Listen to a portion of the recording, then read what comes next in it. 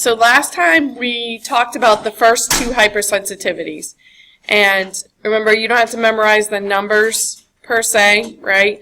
But definitely the different types as their title implies. So for type 1, it's referred to as immediate Ige-Mediated. And this tells you a lot about what's happening just in the name itself, right? And then we talked about cytotoxic, type 2 last time. And we're going to talk about type 3, which is immune complex mediated. Does anybody know what an immune complex is? What do we have that our immune system makes that can bind to other things, to antigens? Antibodies. So antigens and antibodies bound together, right? That cross-linking ability is an immune complex. And so we're going to talk about some of the complications that can happen, right, when we have too much of this. And then the very last one, as the name implies, delayed cell-mediated, right? It takes time, and it's cell-mediated. Unlike the first three we've talked about, they've all involved antibodies, right?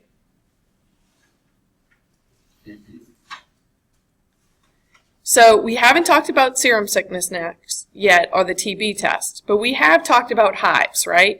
And which one of the hypersensitivities, and it's okay to just say a number now, right?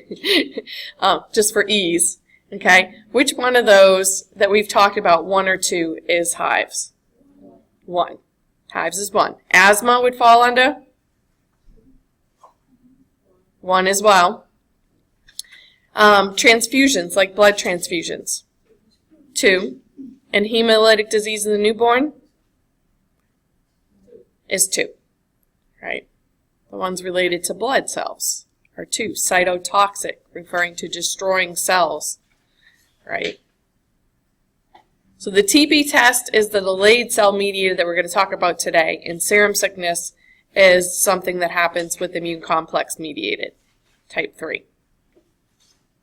So for each one of these, you need to know the cell type responsible, right? And so if it's antibody production, what cells make antibodies? B cells, right? And which ones actually secrete the antibodies? The B cells differentiate into another cell type, plasma cells. Good. You guys might be ready by Monday. The type of antigen, whether it's soluble or cell-bound, the actual type of antibody, because remember there's 5 different classes of antibodies. There's IgA, IgE, IgM, IgG, and the one we don't talk too much about, IgD. Other cells that may be involved in the reaction, mediators, right, chemicals that are involved, reaction time, about how long does it take, and can you get a skin reaction, right? So especially when we have lots of data, the easiest way is a table. And they have this table in your book, right? But they have, in some cases, a little bit more information than what you guys need to know, right? So I've kind of pared it down and put it in my PowerPoint for you guys as to the, the really essential components. But tables are excellent ways to compare and contrast, right? And organize information. So the type of antigen, in the case of Ige-Mediated, is typically referred to as a soluble antigen. For cytotoxic, it's cell-bound, right? So this is, again, we're recognizing those foreign red blood cells and we're attacking them. For immune complex mediated, again, it'll be a soluble antigen. For delayed cell mediated, it can be a soluble or cell-bound.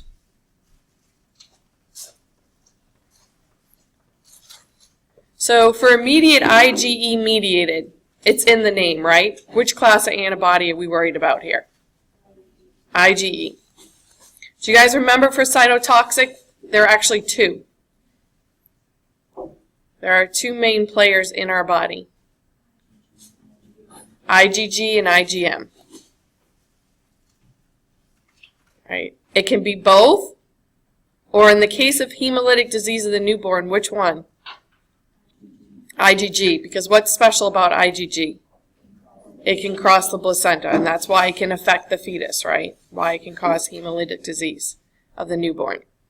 Immune complex mediated is going to be IgG. And then, of course, if it's cell-mediated, we're referring to the fact, as I said, that no antibodies are involved in this reaction, right? So our last hypersensitivity, we're not going to talk about antibodies at all. But since the first three involved antibodies, right, what cell type is responsible for making these antibodies? B cells, right? So for all of these that involve antibodies, right, it's the B cells.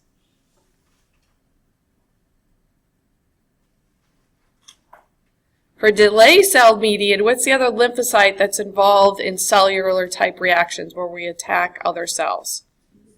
T cells, and who else? Natural killer cells are ones that can kill cells, right? But if it's a specific killing, it's a T cell, a cytotoxic T cell, which is CD8,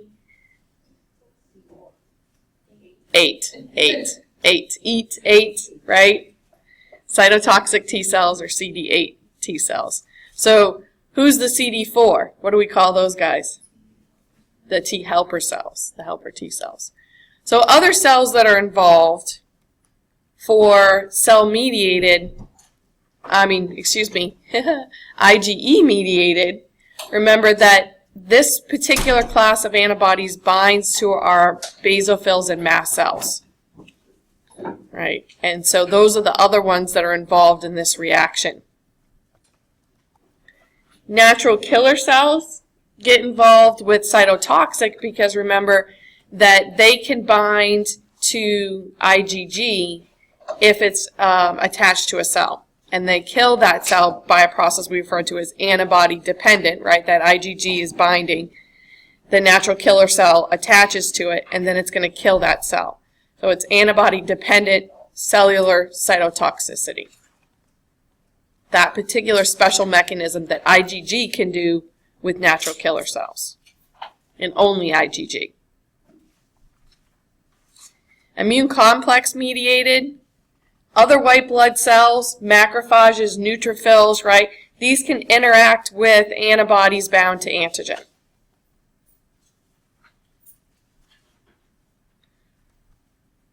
Same thing here. T cells can communicate with other white blood cells and can attribute to the type of reaction that you'll be having. Mediators. What's the main mediator released from mast cells that's going to cause the inflammation that you see very prominently in IgE-mediated? Histamine. Histamine is that main one. Right? That's why people who experience allergy, they're having this type of response, right? Because of IgEs recognizing what they're allergic to, some pollen or some pet dander or something like that, will take antihistamines, right? But these are going to be beneficial to you before you're exposed, right? You want them in your system, right? Already there so that when the histamine is released, right, it's not able to act like it normally would because the antihistamine's already present. If you take it after you've been exposed, it's just going to help you with additional exposure. It's not going to alleviate the initial reaction. So some people's like, oh, I took my allergy medicine, but it's not working. Well, it's because you didn't take it really when you should have, right? If you take it after you're already stuffed up, it can't help you, right? It's just going to help you not get continually stuffed up from your continual exposure, right? So people like myself that are exposed daily to the things I'm allergic to, I take it every single day on routine, right? Other people, if you have a friend that has a cat, you're allergic, you know that, you take it before you go to their house, right? Not after you've already gotten there, okay? Before you're going to be exposed to these. That's how it works, right? For most of the allergy medicines you take. For cytotoxic, complement, remember, those proteins can interact with IgG and IgM and activate that system. What are the three major outcomes of complement? What do you get when that becomes activated? If it's activated by antibodies, it's a classical activation. But it doesn't matter how it gets activated, right?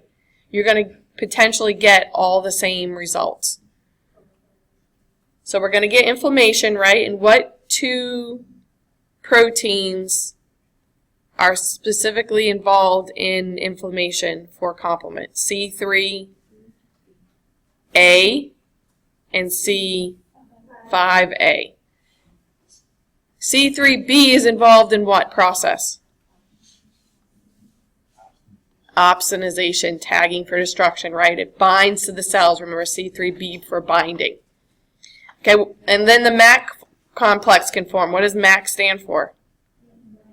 Membrane attack complex, right? So those are the three major outcomes that can happen from the activation of complement. You're going to get inflammation, influx of white blood cells to the area, specifically because of C3A and C5A.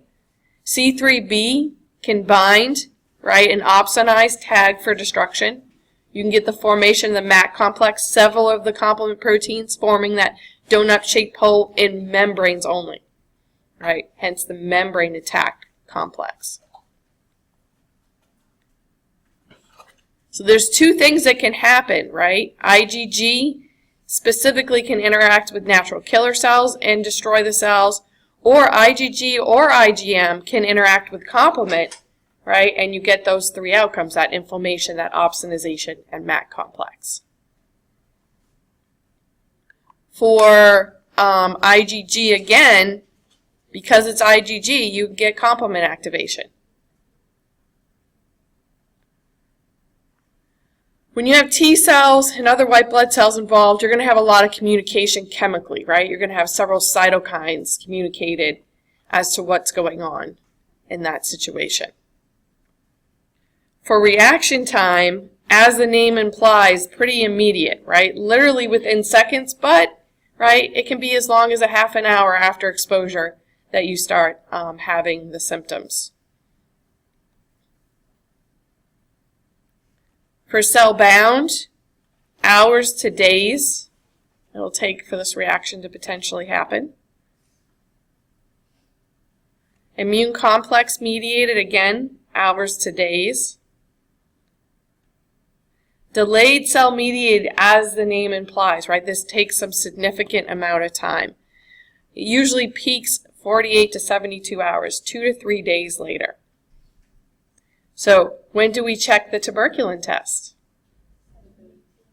Yeah, 3 days later, right? And that's why it takes that long for a potential reaction to happen.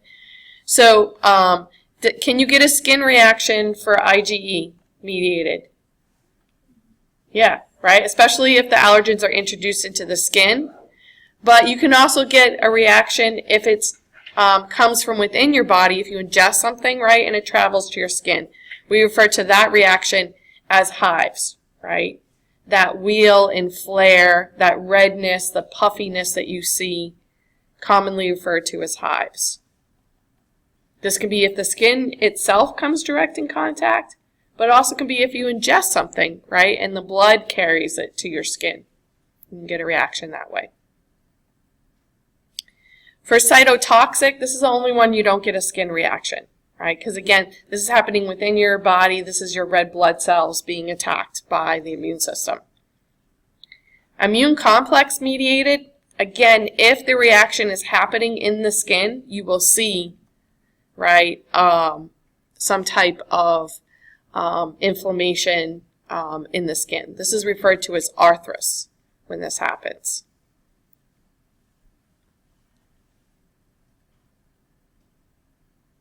Especially can happen when people get injections, right?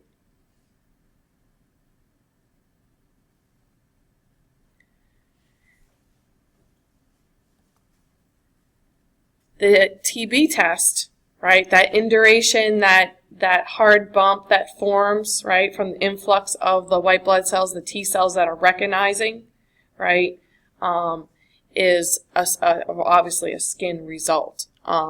And even necrosis can happen in certain instances, right, when you have this type of cellular response because of particular white blood cells that are called into that area. So we're going to back up, right, and go into the specifics for type 3, which is immune complex mediated. So again, what are immune complexes? Antibodies and antigens binding to each other. Where in the body do these complexes tend to deposit? And this is where we get problems, right? So very small blood vessels. One of the worst places for them to collect is in the kidneys, right? The very small blood vessels in the kidneys that filter our blood. Also, for some reason, in our joints.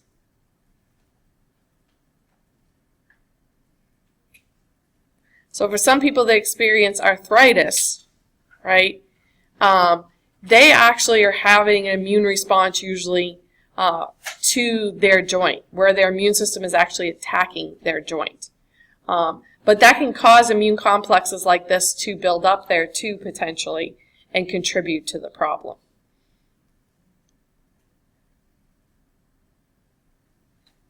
So what's the immune response? Well, we've got, right, oh,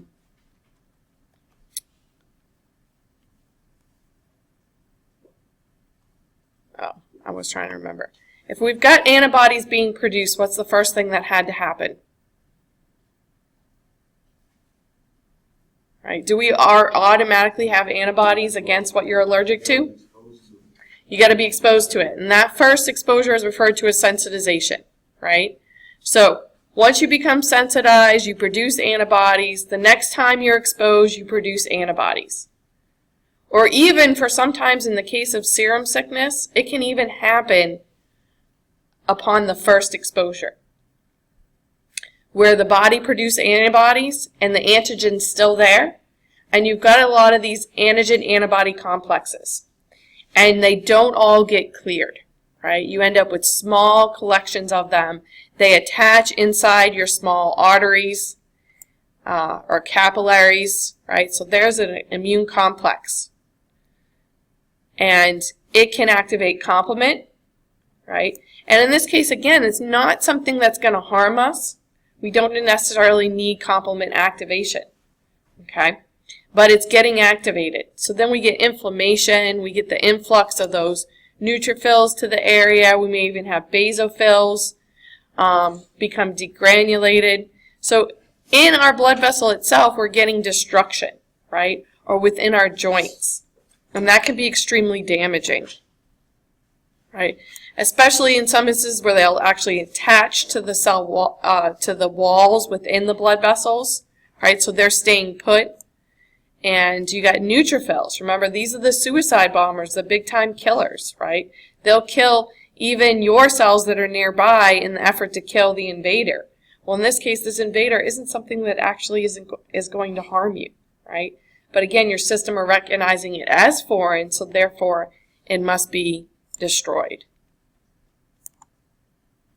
And so sometimes we're going to harm ourselves in the process. So it can deposit in our skin, right? So you can get that skin reaction. It deposits in our joints and our kidneys. That can be a really serious problem. If you have a lot of them in your very small blood vessels, right? If it's disseminated all throughout the body, you can have disseminated intravascular coagulation. And this can be quite serious.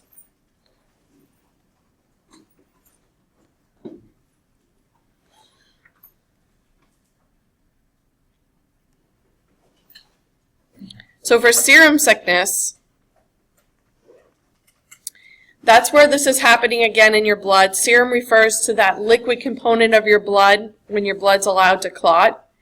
In that component is the protein, some of the proteins, not the clotting proteins, because those would be in the clot, right? And this serum is made when you take blood out of the body, right? But that liquid phase of your blood contains antibodies, right, as well as other proteins necessary. So those antibodies can cause problems. So there's several situations where you can have an excess of antibodies and antigens, and you get these immune complexes, so many of them form that they don't all get cleared. And so some small complexes, intermediate complexes, stay behind, right? They can activate things within our small blood vessels, in our kidneys, in our joints, and our skin. And so there are several instances where this can happen. One instance is if you get the tetanus vaccine too often, right, where you still have plenty of antibodies in your system, right? The purpose of getting the vaccine is to produce antibodies. If you get the vaccine, which is the antigen, right, which is a weakened form of the toxin from tetanus, and you already have antibodies in the system, they're going to bind with each other, right? And you're going to get some of them that persist, right, and we get this reaction that happens. And it can even happen at the injection site, right, where some may be introduced into the skin. So that would create a problem. Same thing with the tetanus is sometimes combined with diphtheria, right? So that can happen with that one as well. So with the tetanus shot, with the tetanus antigen, is it possible for it to evolve or evolve and change? Thankfully, that particular toxin that tetanus produces hasn't significantly changed over the years, which is really good news, right? So tetanus vaccine is still very effective. Right. But if it did, your body if it did, the time it takes for our body to actually produce an antibody, it would potentially be too late. So we would have to develop a new vaccine if that happened. Would be the best benefit for us, right? If the organism produced the toxin significantly different, right? If it evolved, it changed over time, then we would need to develop a new vaccine. Yeah. So the other thing that will happen is that sometimes in treatment, they will give you antibodies, right? Someone else's antibodies to help combat whatever it is you have. So in the case of people who can't get vaccinated for tetanus and may have a tetanus infection, they may give them antibodies, right, to have the antibodies take care of the toxin for them. There's other treatments, like, for instance, if you get bit by a snake, right, there is anti-venom they give you. What it basically is antibodies, right, against that particular, and I think they just give you a whole bunch depending on whether they actually know which type of snake, because they're different snakes have different types of venoms that affect you different ways. In the past, they used to give horse serum. So horses are surprisingly very resilient and don't usually get killed by a snake bite, and they actually will produce antibodies against the venom. The problem with that is that horse antibodies are significantly different from our antibodies. So then our immune system, at first, it's going to use it to soak up that antigen and eliminate it. But then as our immune system kind of looks at it, they're like, well, this isn't my protein, right? I better make an antibody against it in case I see it again, right? And for some individuals, they would even have a reaction, even after this first time they were given this treatment, because their immune system produced antibodies against it. To help combat this, they made changes and actually to how they do this process, and I did some reading on it. They actually do it in pigs now. And again, pigs aren't that different from us. And one time they were trying to, a friend of mine was working on this project, although they weren't able to be successful, but to try and get to produce in pigs organs for humans that would match people, so that you wouldn't have to worry about, that when you do transplants with the rejection that happens sometimes. But they weren't successful. I don't know if anyone's still trying with that. Spare parts from pigs, that would be interesting. But they're actually, very genetically close to us. Very, very close. And so the other thing now, you have this crazy snake guy who I think has purposely injected himself with small amounts of venom to be immune. So his serum would be the best because it's human, right? And your body definitely wouldn't recognize it as foreign and wouldn't make antibodies against the antibodies that are produced. So I personally just run from snakes. I took a herpetology class when I was in grad school at Southeastern, and my teacher was like, if you're so afraid of snakes, what are you doing in this class? Of course, snakes wasn't the only things we talked about. It was frogs and lizards, and frogs are pretty cool. And I did research on frogs. But I was terrified of snakes. And I said, well, I just wanted to know if I needed to run or sprint. But I've pretty much decided I just sprint whenever I see a snake in Louisiana. My son loves to go into the reptile house at the zoo.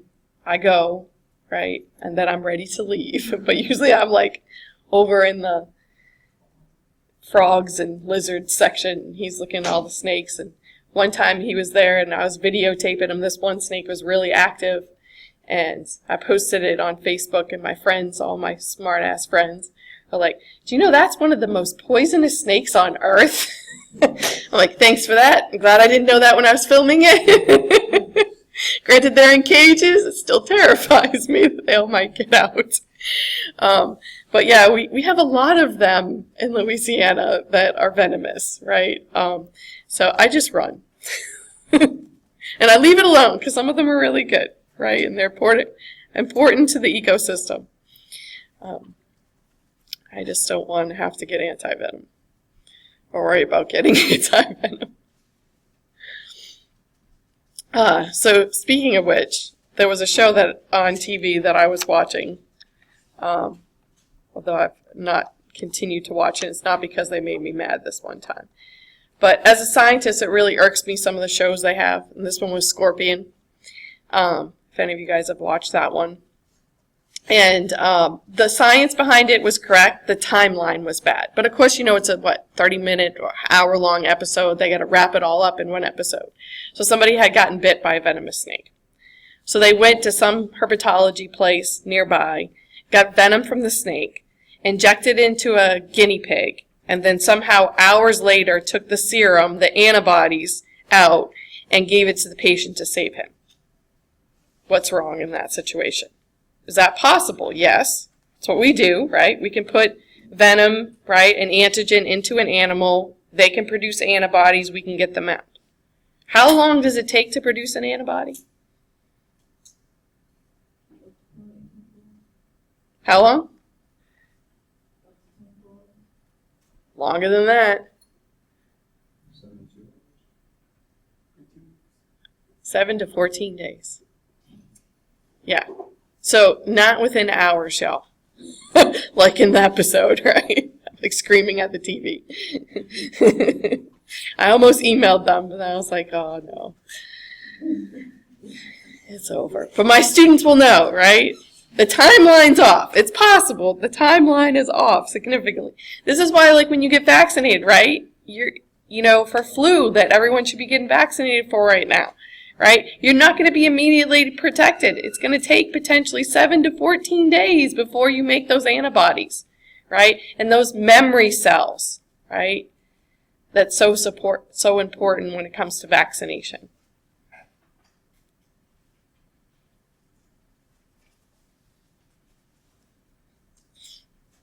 So for some people, again, even with the treatment, you might still, within a week or so, right, produce antibodies in that time frame and have a reaction, even upon first exposure.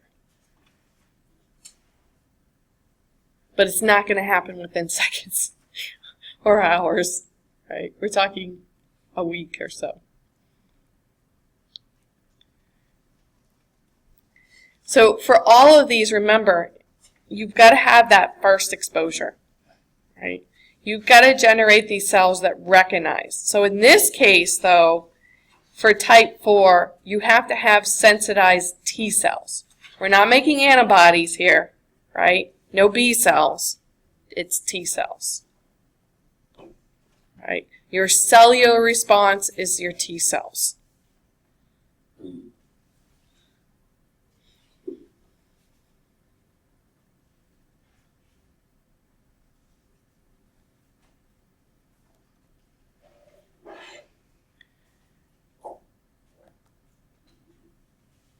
Actually, I might flip through that. So, here's a T helper cell, right? there's our cells. In the case of poison ivy and poison oak, these actually bind to proteins within your body and then become large enough to be recognized by a macrophage or a dendritic cell, be broken up, be presented on an MHC class 2. They're going to activate helper T cells, right? And then the next time, right, you're going to have the helper T cells that are going to recognize it. You're going to have macrophages that become activated, so you'll get the inflammation and such that you get with allergic type reactions of this type, right, this delayed. And this is why, like with poison ivy and poison oak and stuff like that, right, again, the reaction will happen 2 to 3 days later. So sometimes you don't even remember what you were exposed to. If you know for sure, right, that you've potentially been exposed to these things, the good news is there are actually special soaps or whatever that you can buy at the drugstore and kind of wash this stuff off your skin before it really gets in and reacts. Of course, the best thing is to avoid it altogether, right, if you know you're allergic. I could roll around in poison ivy, not a problem. Not allergic to it all. Poison oak, on the other hand, is horrible. It's really bad, right? And then there are some people who burn things in their yard. You definitely want to make sure you don't burn poison ivy or poison oak, because people can inhale it and get a reaction internally. That would be really bad. And it has happened. Right? Really bad type reaction. But again, you've got to have that first exposure. You've got to produce those sensitized helper T cells that are going to call the macrophages into the area. Now, sometimes it's a cytotoxic T cell response, right? It depends on what it is that you're exposed to, right? And that's where especially you can get necrosis. So it's T cells either way, whether it's helper T cells and they're going to elicit macrophages and stuff into the area, or cytotoxic T cells themselves that will destroy the cells. So poison ivy and poison oak, typically it's this type of reaction. Nickel, which is a metal that's commonly used in what we refer to as costume jewelry, right? So the stuff you buy at Claire's and places like that, not stuff you buy at the jewelry store. Right, stuff at the jewelry store usually is all gold or all silver, right? It isn't nickel plated in gold or silver. The problem with those is that the plating can wear off and people are allergic. Like my aunt is allergic. She thought it was great, you know. Her husband could only go to the jewelry store to buy her jewelry, right? No cheap stuff for her, right? No costume jewelry. The chromium salts in leather, that are used to preserve the leather, some people are allergic to. So it isn't necessarily the leather itself, it's how the leather is processed.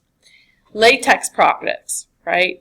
Some people will have this type of reaction to it. There are some people that are allergic Ige-Mediated as well to latex. And that's usually, you know, as it implies, it's an immediate reaction. But there are some people that could have both types of reactions.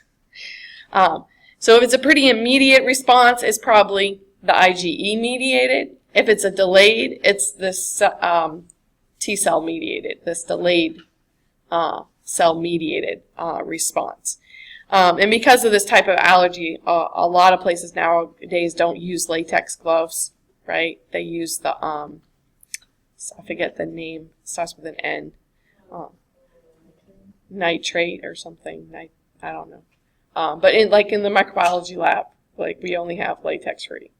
So we don't have to worry about people that have allergy to that. But yeah, for that particular allergy, it can be either or even both. That would be worst case scenario. The Tuberculin Test is again along this principle. And what they're doing is injecting proteins similar to what causes tuberculosis. They inject these proteins into your skin. And then again, it's this T cell response if you've already been sensitized. If your cells have seen this before, they're going to come into that area, right? And again, it's delayed. It's cells that have to go to that area. It takes time, right? So usually peaks 2 to 3 days after the injection. Now, this is if your immune system recognizes it. Well, what's a way that you could be exposed without having the infection? You'd be artificially exposed. That wouldn't be artificial. That would be you got exposed to the infection, you probably have the infection. Vaccination. We do not vaccinate most people in the United States for tuberculosis. Only on rare cases are you vaccinated. If you work in a prison system, unfortunately a lot of people that are incarcerated have tuberculosis. It's highly infectious. So most prison workers are vaccinated. If you're in the military, if you go overseas, this is one of the vaccines that they will give you. Other countries outside of the United States do vaccinate, but then that negates the TB test. Because once you've been vaccinated, they give you the TB test, it's going to come out positive, right? Because your immune system is recognizing it. Doesn't mean you have the infection. No, it means that your body is recognizing, especially if you've been vaccinated, right? So my husband was deployed and had worked in a prison. He had been vaccinated twice against tuberculosis. He had between the military and being deployed overseas and everything, he has 5 pages of vaccinations. It's insane. So we went to LSU for graduate school. And they have a lot of international students there. So they require the TB test there. So he said to the girl, he's like, well, it's going to come out positive. She freaks out. He's like, I just handed you 5 pages of vaccines. It's on there twice. It's going to come out positive. And she's like, well, I still have to do it. He's like, okay, fine. Right? And so she injected him. A couple days later, he's like, honey, I don't understand. It's not positive. I'm like, wow. I know that vaccine isn't very effective, but you had it twice. And that's one of the main reasons why we don't use it in the United States is because it's not very effective and it would negate the TB test, right? If you have a reaction, then you're always going to have a reaction. Once you come out positive, you'll always be positive. So he should have theoretically come out positive. So I said to him, I was like, this is really bizarre. I was like, that girl didn't seem like she knew what she was doing. I was like, did she shake the vial? Was it a vial? Was it already drawn up? What was the situation here? And he's like, I didn't see her shake anything. I'm like, it's a protein. It'll settle out a solution. If it's in a vial and they don't shake it up to resuspend, you probably got no proteins in that shot. She probably just gave you a saline shot. Which he was fine with that because he was like, I don't have to go for a chest X right now. Because that's what you got to go for, right? Once you have a positive TB test for them for early detection. TB progresses very slow, right? It was referred to in old days as consumption. It took a very long time. It's a very slow grower, right? And your cells wall it off, but over time, right, it takes over your lungs and you can't breathe anymore. The good news is nowadays we do have antibiotic treatment. The bad news is we've got a lot of resistance within different strains of the bacteria that cause this infection, right? But for early detection, because you actually have the infection long before you're coughing up a lung, right, is what the TB test helps us do, right, is to do that early detection before you are even feeling ill, right? The sooner we can detect, the sooner we can treat. So, a lot of you guys are going into health professional, right? Nurses, assistants, respiratory, whatever it may be. Depending on where you end up working in the health field, you may every year or even as often as every 6 months be required to do a TB test. Please do not freak out if it comes out positive unless you've been exposed to, of course, a patient that's known to have TB. Because over time, maybe 5, 6 years down the line, and depending on whether the person administering the test actually knows what they're doing, you could essentially be vaccinated by the TB test, right? Been exposed so many times to the protein in the test itself that your immune system recognizes it. And then once that happens, you will always be positive, right? You get to carry around a little card, right? And it's not that you necessarily have the infection, right? They're going to test for that. They're going to make sure, right, if you end up with a positive TB. But don't freak out because chances are, right, It could be that you've essentially become vaccinated by being tested so many times, right? Make sense? Okay. Then you'll have to go for regular chest x-rays, right, to check status.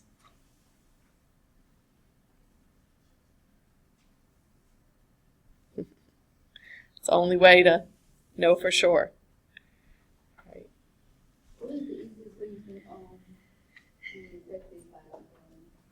Well, tuberculosis is respiratorily transmitted, right? So, in as little as 10 bacteria, you could inhale and get this disease. It's highly infectious. So, like those people that walk around spitting everywhere, too, yeah. They could put it into the environment, become aerosolized, and you could get it that way. Yeah.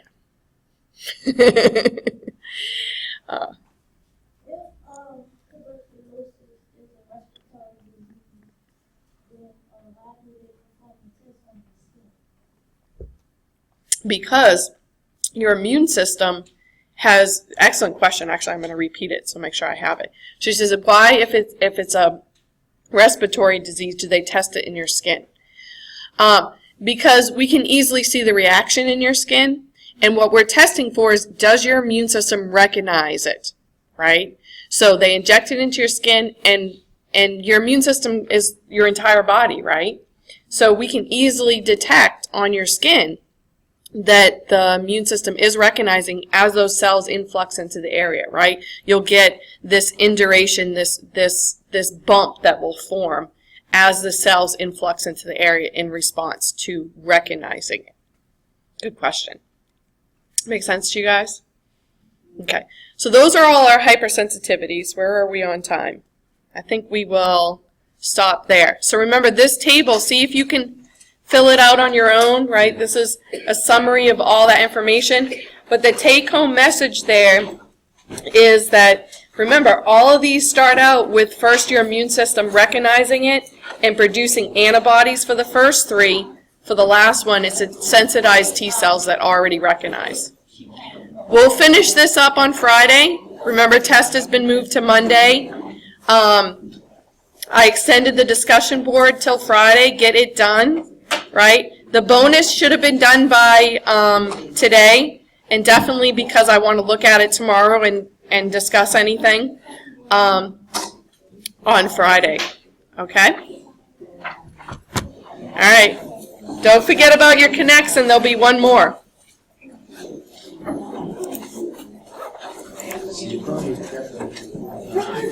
I had a bunch of you guys late today.